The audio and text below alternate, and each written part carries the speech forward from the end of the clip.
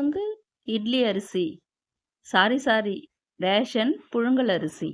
அதாவது இன்னமும் எங்க வீட்ல வந்து ரேஷன் புழுங்கல் அரிசி கலந்தும், அதே மாரி ரேஷன்ல குடுக்குற பச்சரிசியும் கலந்து, கொஞ்சமா இட்லி அரிசி போட்டு தான் ஊற வச்சு இட்லி சுட்டு சாப்பிட்றோம்.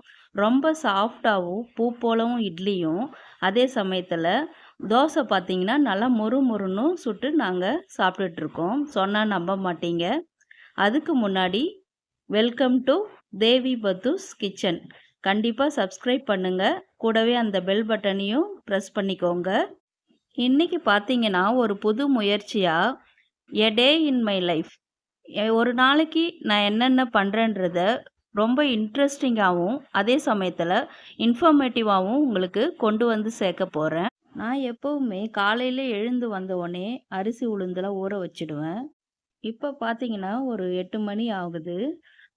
ஒரு 12 மணி போல அரைச்சோம்னா, நம்மளுக்கு கரெக்ட்டா இருக்கும். அது புளிக்கிறதுக்கும். நான் எப்பவுமே பார்த்தீங்கன்னா, அரிசியும் உளுந்தையும் கழுவிட்டு தான் ஊற வைப்பேன். ஒரு 4 மணி நேரம் ஊற வச்சுட்டோம்னா, நல்லா ஊறிடும்.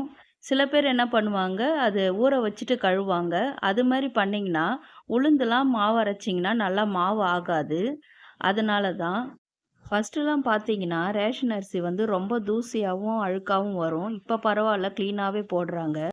எப்பவுமே உளுந்து ஊற வைக்கும்போது, அதில ஒரு 1 1/2 ஸ்பூன் வெந்தயமும் கலந்து ஊற வச்சுக்கோங்க.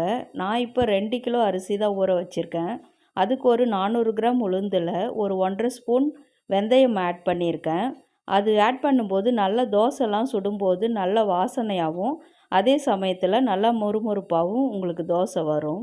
அரிசி உளுந்தும் ஒரு 4 மணி நேரம் ஊற வச்சுக்கோங்க. இப்போ மணி 12 ஆகுது. நானும் குளிச்சுட்டு வேலைகளெல்லாம் முடிச்சுட்டு பிள்ளைங்களும் காலேஜுக்கெலாம் கிளம்பிட்டாங்க. எல்லாரையுமே அனுப்பிச்சிட்டு இப்போது சமையல் வேலையை ஸ்டார்ட் பண்ணிட்டேன். இப்போ ஒரு பேட்ச் உளுந்து ஓடிட்டுருக்கு.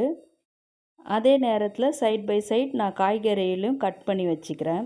இந்த மாதிரி பண்ணும்போது உங்களுக்கு நல்லா ஈஸியாக இருக்கும். அதாவது சில பேர்லாம் மாவு அரைக்கிறதுனா அதை ஒரு பெரிய வேலையாக சொல்லிகிட்ருப்பாங்க. அது ரொம்ப ஈஸி தான். இன்றைக்கி நம்ம வீட்டில் வெஜ்ஜு சமையல் தான். பீட்ரூட் பொரியல், சௌசௌ சாம்பார். அப்புறம் பாருங்கள், அந்த மாவையும் வழித்து எடுத்தாச்சு. இப்போ இன்னொரு பேட்ச் போட போகிறேன். இது மாதிரி நம்ம சைட் பை சைட் சமையலையும் பார்த்துக்கிட்டு, அதே சமயத்தில் இந்த மாதிரி மாவையும் அரைச்சிக்கிட்டோம்னாக்கா நம்மளுக்கு நேரமும் மிச்சமாகும். இப்போ ஈவினிங் டைம்லலாம் பார்த்திங்கன்னா நிறைய பேர் சீரியல் பார்க்குறவங்களாம் இருப்பாங்க. அவங்களுக்கும் ஒரு டென்ஷன் இல்லாமல் வேலை செய்யலாம். அதுக்காக சொல்கிறேன். உளுந்தெல்லாம் பார்த்திங்கன்னா ஒரு 10 நிமிஷமே போதும். அதுக்குள்ளே அது வந்து நல்லா பொங்க பொங்க மேலே எழும்பி வந்துடும். இந்த மாதிரி தண்ணி தெளித்து தெளித்து நம்ம அரைக்கும்போது நல்லா புஸ்ஸுன்னு எழும்பி வந்துடும். மாவு ஆகாத உளுந்து கூட நல்லா நம்ம இது மாதிரி கரெக்டான பதத்தில் அரைக்கும்போது நல்லா வந்துடும் உங்களுக்கு. இந்த இடத்துல ஒரு டிப்ஸ் சொல்லணும்னு நினச்சேன். இட்லி வந்து ரொம்ப கல் மாதிரி வந்துச்சுன்னா நீங்கள் ஒன்றும் பண்ண தேவையில்ல, திரும்பவும் உளுந்து ஊற வச்சு அரைக்கணுன்ற அவசியம்லாம் இல்லை. ஒரு வீட்டில் அப்பளம் இருந்தால் ஒரு 4 அப்பளத்தை எடுத்து தண்ணியில் ஊற வச்சுட்டு அதை நல்லா மிக்சியில் போட்டு நல்லா பந்து மாதிரி அரைச்சிட்டு அதுக்கப்புறம் நீங்கள் கலந்து இட்லி சுட்டிங்கன்னா இட்லி நல்லா பூ போல் வரும். ட்ரை பண்ணி பார்த்துட்டு கமெண்ட்டில் சொல்லுங்கள் ஃப்ரெண்ட்ஸ். அப்புறம் இந்த கிரைண்டரை பற்றி நான் உங்ககிட்ட சொல்லியே ஆகணும். இது கிட்டத்தட்ட வாங்கி ஒரு 17 வருஷம் மேலே எங்கள் ஃப்ரிட்ஜு மாதிரியே தான் இதுவும். பட்டர்ஃப்ளை கம்பெனி தான். 2005ல் வாங்கினது. இன்னமுமே நல்லா தான் ஓடிட்டுருக்கு. இப்போ இன்னொரு டிப்ஸ் இந்த இடத்துல. அதாவது அரிசி அதிகமாயிட்டு இட்லி கல் மாதிரி வருதுன்னாலும் நீங்கள் அரிசி அரைக்கும் போதே என்ன பண்ணுங்கள், அந்த மாவில் கொஞ்சம் நம்மளுக்கு கரைக்கும் போதே தெரியும். அந்த மாதிரி நேரத்தில் அந்த இட்லி அரிசி மாவில் கொஞ்சம் எடுத்து வச்சிடுங்க. அந்த மாவை வந்து ஈவினிங் போல் உப்பு உண்டை செஞ்சு சாப்பிட்றலாம். நல்லா இருக்கும் ரொம்ப. இப்போ வாஷிங் மிஷின் முடிஞ்ச சவுண்டு கேட்டுடுச்சு. அதையும் போய் பார்த்துடலாம் என்ன ஆச்சுன்னு. சுவிட்ச் எப்போவுமே ஆஃப் பண்ணியிருக்கான்னு ஒரு இடம் செக் பண்ணிக்கோங்க. இந்த மாதிரி கால நேரத்தில் நம்ம இப்போ மாவு அரைக்கிறது, வாஷிங் மிஷினில் துணி போடுறது, அதே மாதிரி சமையல் பண்ணுறது எல்லாத்தையுமே ஒரே நேரத்தில் செய்யும்போது நம்மளுக்கு நல்லா டைம் சேவ் ஆகும்.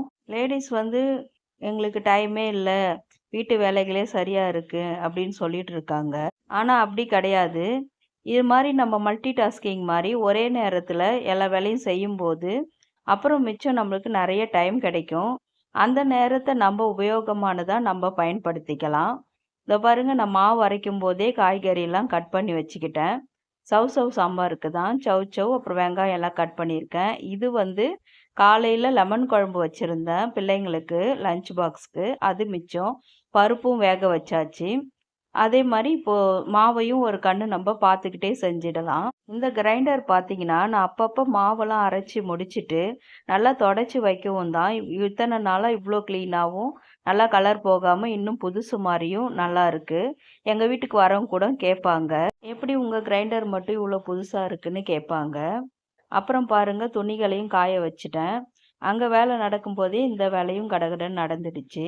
இது வந்து முக்கியமாக எதுக்கு ஷேர் பண்ணுறேன்னா, பிகினர்ஸ்க்கு ரொம்ப கஷ்டமாக இருக்கும். இப்போ தான் புதுசாக மேரேஜ் ஆகி வந்திருக்காங்க அப்படின்றவங்களுக்கெல்லாம் அவங்களுக்கெல்லாம் தான் இதை நான் முக்கியமாக சொல்லிட்டு இருக்கேன். எங்கள் வீட்டில் ஒரு வசதி என்னன்னா, இங்கே நான் துணி காயும் போடும்போதே அங்கேயும் சாதம் வெந்துடுச்சா இல்லை பால் பொங்கிடுச்சா இல்லை அங்கே என்ன வேலைகள் நடந்துட்டு இருக்குன்றத நல்லா ஈஸியாக பார்த்துக்கலாம். எப்பவுமே அங்கே ஒரு கவனமும் வச்சுக்கிட்டே தான் நான் வேலை பண்ணிட்டு இருப்பேன். இப்போ பாருங்க சாதம் வெந்துடுச்சான்னு பார்த்துடலாம். எப்பவுமே கரண்டி இது மாதிரி ஒரு தட்டு மேலே வச்சு வைங்க. சில பேர் ஸ்டவ் மேலெல்லாம் வச்சிடுவாங்க. அது வந்து நம்ம நல்லா க்ளீனாக இருக்காது. சாதமும் நல்லா வெந்துடுச்சு, அதையும் வடித்து விட்டுடலாம். அப்புறம் கிரைண்டரில் மாவு என்ன ஆச்சுன்னு அதையும் நம்ம பார்த்துடலாம். பார்த்தீங்கன்னா மாவு கொஞ்சம் கொரு கொருன்னு தான் இருக்குது. இன்னும் ஒரு 10 நிமிஷத்தில் மாவு நல்லா மழை மழைன்னு மஞ்சு வந்துடும். ஒரு 10 நிமிஷம் கழித்து பார்க்கலாம். இப்போ பாருங்க மாவு நல்லா சரியான பதத்தில் அரைஞ்சி வந்திருக்கு. அதே மாதிரி ரொம்ப மழை மழைனும் மையக்கூடாது. கொஞ்சம் கொருன்னு எடுத்திங்கன்னா இட்லிக்கு நல்லாயிருக்கும். ஆப்பம் மாதிரி அரைக்கும் போது அது கொஞ்சம் மழை மழைன்னு வந்தாலும் பரவாயில்ல, அது நல்லாயிருக்கும். ஃபர்ஸ்ட்டுலாம் இந்த கிரைண்டர் வாங்கின புதுசில் இந்த 3 கல்லை தூக்கி அரைக்க ரொம்ப கஷ்டப்பட்டேன். ஆனால் போக போக நல்லா பழகிடுச்சு. இப்போ பாருங்கள் 4வது பேட்ச்சு, அதாவது அரிசி 2வது பேட்ச்சு, அதையும் அரைச்சி முடிச்சாச்சு. உங்கள் வீட்டில் எந்த கிரைண்டர் யூஸ் பண்ணிட்டு இருக்கீங்கன்றத எனக்கு கமெண்ட்டில் சொல்லுங்கள். இதுவும் ரொம்ப நாள் ஆயிட்டதால் இதையும் மாற்றலான்னு ஒரு முடிவில் இருக்கேன். அதனால எந்த பிராண்டு வாங்கணுன்ற ஒரு குழப்பத்தில் இருக்கேன். ஏன்னா கல் தான் கொஞ்சம் தேஞ்சிடுச்சு, அதுக்காக தான். நான் வந்து பார்த்தீங்கன்னா இது மாதிரி ஒரு வாரத்துக்கு ஒரு தடவை அரைச்சி வச்சுப்பேன். சில நாளில் வந்து ஒரு 4 நாளைக்கு கூட வரும். அதையே நம்ம இட்லி தோசை மாற்றி மாற்றி செஞ்சோம்னா 4 நாளைக்கு தான் வரும்.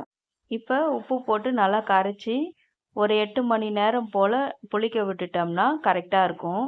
இப்போ வந்து நான் 12 மணிக்கு ஸ்டார்ட் பண்ணேன். இப்போ 2 மணிக்கு முடிஞ்சிருக்கு.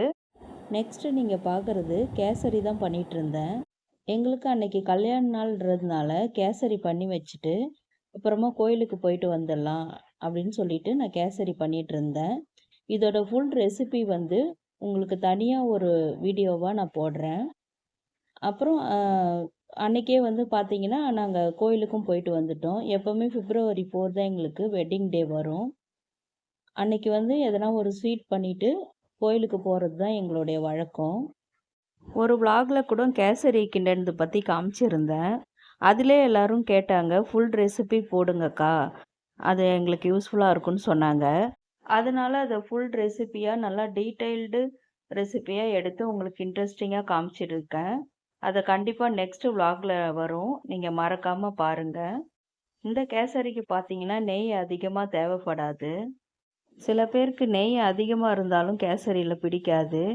அது கொஞ்சம் ஆறி போயிடுச்சுன்னா அந்த நெய்லாம் வந்து கொஞ்சம் நெய் வந்து தரம் இல்லாமல் இருந்ததுன்னா அது மேலே பூத்தா மாதிரி இருக்கும்.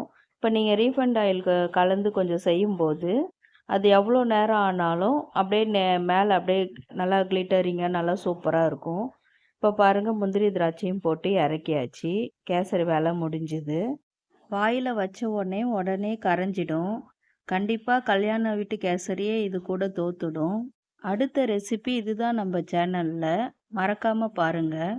அப்புறம் கோயிலுக்கு போகிற வேலை இருக்கிறதுனால ஈவினிங் போல் நான் சப்பாத்தி மாவை நல்லா சாஃப்டாக பிசைஞ்சு வச்சுட்டேன். கிராசரிஸ்லாம் வாங்கிட்டு வந்து 2 நாளைக்கு மேலே ஆகுது. அதெல்லாம் எடுத்து வைக்க டைமே கிடைக்கல. இப்போ தான் ஒன்று ஒன்றா எடுத்து வச்சிட்ருக்கேன். இது மாதிரி பார்த்தீங்கன்னா இந்த ஹவுஸ் ஹோல்ட் ஐட்டம்ஸ்லாம் தனியாக எடுத்து வச்சிடணும். அது கிராசரிஸ் கூட போட்டு வைக்கும்போது அது உங்களுக்கு ஸ்மெல் அதில் பரவிடும். இந்த இடத்துல உங்களுக்கு ஒரு சின்ன டிப்ஸு, நீங்கள் இது மாதிரி உளுந்து துவரம்பருப்புலாம் டப்பாவில் கொட்டும் பொழுது, அதில் ஏற்கனவே மிச்சம் இருக்கிற அந்த உளுந்து துவரம்பருப்பெல்லாம் எடுத்து தனியாக வச்சுட்டு ஃபஸ்ட்டு புதுசையும் அதுக்கு மேலே பழசாக எடுத்து வச்ச அந்த பருப்பு ஐட்டம்ஸையும் கொட்டி வச்சுக்கோங்க. அது மாதிரி பண்ணும்போது நம்ம பழைய ஸ்டாக்கெல்லாம் ஃபஸ்ட்டே யூஸ் பண்ணிவிடுவோம். நெக்ஸ்ட்டு புது ஸ்டாக் யூஸ் பண்ணுற மாதிரி இருக்கும். போன வீக் போட்ட விலாகில் பட்ஜெட் ஷாப்பிங் பற்றி உங்களுக்கு சொல்லியிருந்தேன்.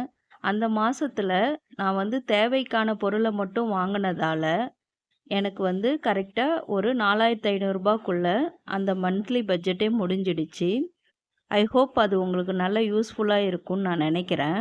இப்போயும் இந்த மந்த் வந்து ஸ்டார்ட் பண்ணியிருக்கேன். இப்போ வாங்கினது பார்த்தீங்கன்னா வெறும் 2500 தான் வாங்கியிருக்கேன். நெக்ஸ்ட்டு என்ன வாங்குறேன்றதையும் உங்ககிட்ட ஷேர் பண்ணிக்கிறேன். அந்த விலாகோடைய லிங்க்கை கீழே டிஸ்கிரிப்ஷனில் கொடுக்குறேன். பார்க்காதவங்க போய் செக் பண்ணிக்கோங்க.